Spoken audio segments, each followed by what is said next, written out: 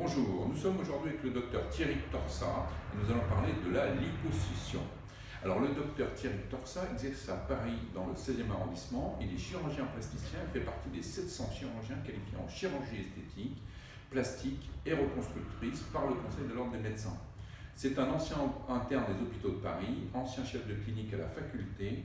Il est diplômé du Collège français de chirurgie plastique, reconstructrice et esthétique et diplômé de l'European Board of Plastic Surgery. Il est également membre de la Société française de chirurgie plastique, reconstructrice et esthétique. Alors, la liposuction ou lipoaspiration est une technique opératoire qui consiste à aspirer des excès graisseux sous-cutanés localisés. Elle permet d'affiner la silhouette, mais attention, ce n'est pas un régime. Il est possible aussi d'effectuer une liposuction dans les zones suivantes, donc les hanches, la culotte de cheval, le haut de l'intérieur des cuisses, les fesses, le ventre et le bas du dos. Alors nous allons poser la première question au docteur Torsat. Quelle va être l'importance et le rôle d'une première consultation? Bonjour, la première consultation est essentielle parce qu'elle va permettre de savoir si vous êtes éligible à cette intervention, c'est-à-dire si la liposuction peut répondre à vos attentes. Elle permet avec un examen clinique minutieux de voir quelles zones peuvent être traitées. Et ensuite, le reste de la consultation permettra de donner toutes les informations nécessaires sur les suites post-opératoires, ainsi que de donner les documents administratifs que l'on a lors de toute première consultation de chirurgie esthétique, à savoir le devis, la fiche d'information et le consentement éclairé. Alors concrètement, comment se déroule cette opération?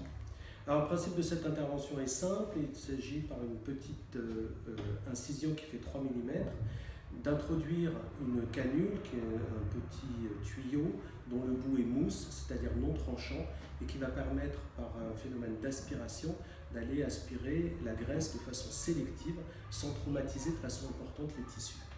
Alors on fait des mouvements d'aller-retour, si j'ai bien compris. Oui, ce sont des mouvements d'aller-retour qui permettent cette aspiration sélective sans avoir à abîmer les tissus qui sont sous la peau. C'est ce qui a permis à cette intervention d'être l'intervention qui a le moins de complications en chirurgie esthétique. Alors on a des incisions, elles sont refermées comment en fait? Alors les incisions sont refermées à la fin de l'intervention par des fils par des fils résorbables. Ces fils vont tomber tout seuls et vous n'aurez pas à vous en occuper en post-opératoire. Est-ce que les cicatrices sont invisibles? Alors, une cicatrice n'est jamais invisible par définition, elle reste toujours persistante, mais dans la mesure où elle mesure 3 mm de longueur et où elles sont le plus souvent placées dans des plis naturels de la peau, on peut considérer qu'elles sont vraiment d'une discrétion absolue. Alors, lors d'une première intervention, on peut enlever combien de litres de graisse en fait? Alors, on peut aller jusqu'à 5 à 6 litres de graisse lors d'une intervention. C'est vraiment le maximum que l'on puisse faire, car au-delà, on a des risques de spoliation sanguine, c'est-à-dire de perte de sang, qui pourraient nécessiter une transfusion sanguine. Donc en chirurgie esthétique, on ne peut pas se permettre de prendre ce genre de risque, donc on se limite vraiment à 5 à 6 litres. Alors, quelles sont les zones accessibles lors d'une liposuction? Alors, on va dire que les zones classiques sont le ventre, les hanches, la culotte de cheval, la face interne de cuisse. Et puis, ces dernières années, on a progressé en matière de liposuction sur des zones qui sont moins classiques, qui vont être la circulaire de cuisse, c'est-à-dire la cuisse dans sa globalité, mais on peut aussi aspirer les mollets, les chevilles, le dos et les bras. D'accord.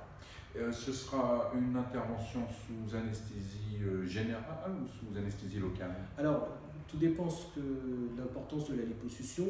On va dire que dans l'immense majorité des cas, l'anesthésie générale permet d'aspirer plusieurs zones. C'est celle qu'on utilise le plus généralement car c'est plus confortable pour la patiente et pour le chirurgien. Après, pour de petites zones, on peut utiliser une anesthésie locale avec une hospitalisation qui va être uniquement dans la journée. Une anesthésie péridurale également? Alors l'anesthésie péridurale reste possible, souvent les patientes sont réticentes. à ce type d'anesthésie. Elle ne va anesthésier que la partie basse du corps, c'est-à-dire qu'on ne pourra pas faire un ventre sous anesthésie péridurale, mais on pourra traiter par exemple les cuisses, la culotte de cheval et les hanches par une péridurale. Ça reste effectivement une possibilité. À quel âge peut-on subir une première liposuction? Alors, pour l'âge minimum, d'abord, on attend en général d'avoir atteint la fin de la croissance, c'est-à-dire au minimum 17 à 18 ans.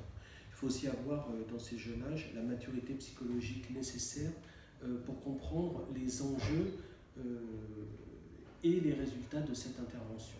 Donc on va dire qu'au minimum c'est 17 à 18 ans. Après, en âge maximum, il n'y a pas vraiment de critères, tout va dépendre de l'état de la peau. Ça va être vraiment le facteur déterminant dans l'indication de la liposuction. Alors comment ça se passe après la liposuction, c'est-à-dire en termes de douleur, de pansement, de panty, de durée de convalescence? Alors la douleur est une douleur peu importante que je vais classer à peu près à 3 à 4 sur une échelle de 10. Ce sont des douleurs qui sont décrites comme de fortes courbatures. Elles sont présentes surtout la première semaine pour s'atténuer nettement après. Ensuite, en ce qui concerne les soins post-opératoires, il n'y a pas de soins particuliers à faire de cicatrice. La patiente devra porter par contre un panty, c'est un vêtement de contention, elle devra le porter pendant 1 mois. Ce panty est essentiel à 2 titres. Tout d'abord sur la douleur, il va avoir un effet antalgique important. Si les patientes retirent le panty avant cette période d'1 mois, souvent elles sont gênées parce qu'elles ont mal. Et ensuite, ça empêche l'œdème de se développer. Une patiente qui ne porte pas de panty va être vraiment très très gonflée et ça ne sera pas du tout agréable pour elle. Donc pour ces 2 raisons, on prescrit toujours un panty qu'il faut porter pendant 1 mois en post-opératoire. Alors, est-ce que le résultat apparaît tout de suite? Alors, cette intervention est un peu frustrante à ce niveau-là, car tout de suite après l'intervention, c'est-à-dire dans les 12 heures, la graisse qui est retirée va être remplacée par l'œdème. L'œdème, c'est l'inflammation post-opératoire qui va prendre en fait la place de la graisse, ce qui fait que dès le lendemain de l'intervention, la patiente a l'impression qu'il ne s'est rien passé sur sa silhouette. On va avoir un résultat qui est notable après 2 mois, et ce résultat va devenir très très progressivement. Ce qui fait que souvent les patientes ont l'impression qu'il ne s'est pas passé grand-chose, et c'est lors de l'analyse post-opératoire, la consultation des 2 mois, qu'elles vont se rendre compte vraiment de l'efficacité de la liposuction. D'accord, donc effectivement un peu frustrant peut-être. Et quels vont être les risques opératoires? Alors le risque essentiel de cette intervention, c'est la phlébite, c'est le risque de toute intervention chirurgicale. Ce risque reste vraiment très, très faible. Moi, en 20 ans, je n'ai pas eu un seul cas de phlébite sur plusieurs milliers de liposuctions. Mais il faut savoir que ce risque est contrecarré par l'emploi de médicaments pour empêcher cette phlébite. D'accord. On a quand même des bleus, j'imagine, après une... Alors, on a des bleus, mais les bleus ne sont pas une complication, ce sont simplement un mode évolutif post-opératoire. On va avoir des bleus qui peuvent être assez importants. Les patients disent souvent j'ai eu les jambes toutes noires. Ces bleus peuvent descendre jusque sur le dos du pied, par exemple. Mais ça n'est absolument pas grave. Et ces bleus durent en moyenne 3 semaines. D'accord. Donc c'est pas forcément très douloureux, on est d'accord? Donc ça représente une forte courbature. Tout à fait. Et on aura mal pendant combien de temps? Et la douleur va être surtout importante, on va dire, les 3 à 4 premiers jours qui suivent l'intervention, pour s'atténuer ensuite. Et on va dire qu'à 1 semaine, les douleurs sont vraiment extrêmement supportables. Et en général, les patientes, après 1 semaine, ne prennent plus de médicaments pour soulager la douleur. Alors, on a une question qui revient souvent. Est-ce que la liposuction va retirer la cellulite ou les vergetures? Alors, la liposuction est totalement inefficace sur la cellulite. Après, il faut bien savoir ce qu'on dit par cellulite. La cellulite, c'est l'effet peau d'orange qui est sur la peau. Ces petits points de capitaux ne seront pas traités par la cellulite, par la liposuction. Les vergetures aussi ne seront pas traitées par la liposuction.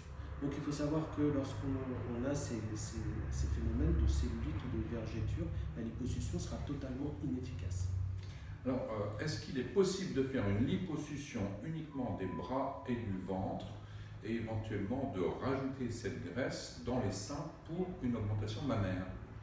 Alors, la liposuction permet donc de récupérer de la graisse. Il faut qu'elle le soit en quantité suffisante, car cette graisse va ensuite être traitée, purifiée, c'est-à-dire que les cellules graisseuses qu'on appelle les adipocytes doivent être le plus pures possible si on veut que ce soit efficace pour une augmentation mammaire. Ce type d'intervention très en vogue actuellement s'appelle le lipofilling. Donc cela va permettre de profiter de la liposuction pour réaliser une intervention d'augmentation mammaire par l'injection de ces cellules graisseuses. D'accord, ça c'est pratique. Alors faut-il prendre un soin particulier de sa peau après l'opération pour l'aider à se rétracter? Alors, rien n'est réellement efficace. Il faut bien sûr hydrater sa peau car la peau va s'assécher sous le panty. Donc on prescrit pour cela des crèmes hydratantes. Mais il n'y a rien qui soit efficace pour aider la peau à se rétracter. C'est vraiment le panty qui va agir en aidant la peau à se rétracter. Alors on a une autre question.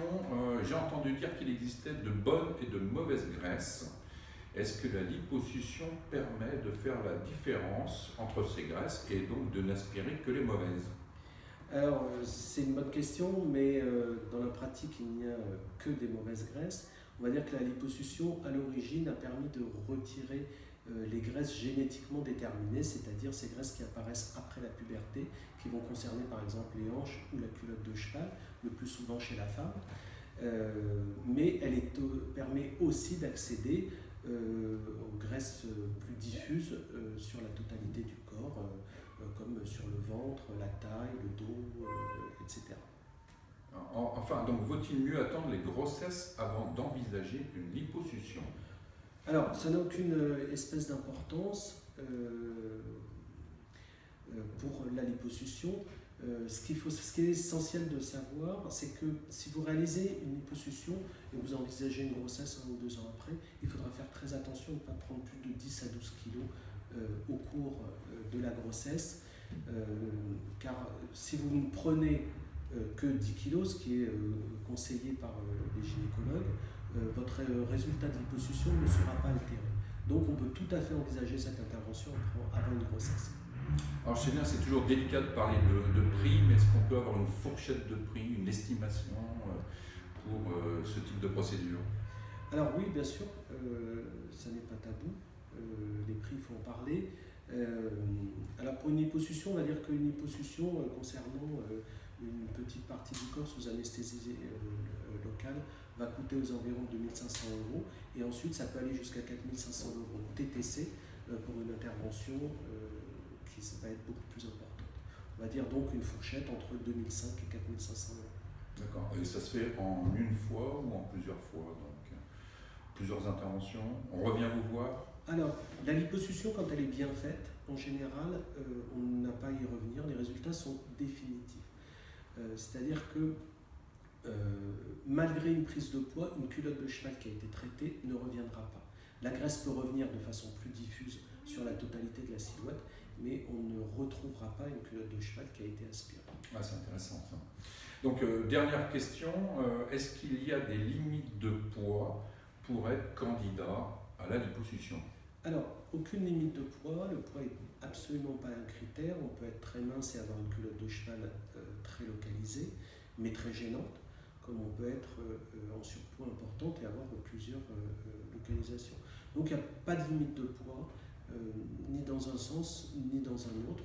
Il faut aller voir le chirurgien qui, lui, va répondre précisément à vos questions, savoir est-ce que votre silhouette peut être traitée comme vous le souhaitez. Très bien, donc merci pour toutes ces informations. Donc vous pouvez nous envoyer effectivement toutes vos questions donc par SMS, par email sur notre page Facebook. Vous pouvez également nous appeler. Le docteur Thierry Torsat fera son maximum pour répondre à ces questions dans un minimum de délai. Nous vous remercions pour votre attention. À bientôt. Merci beaucoup.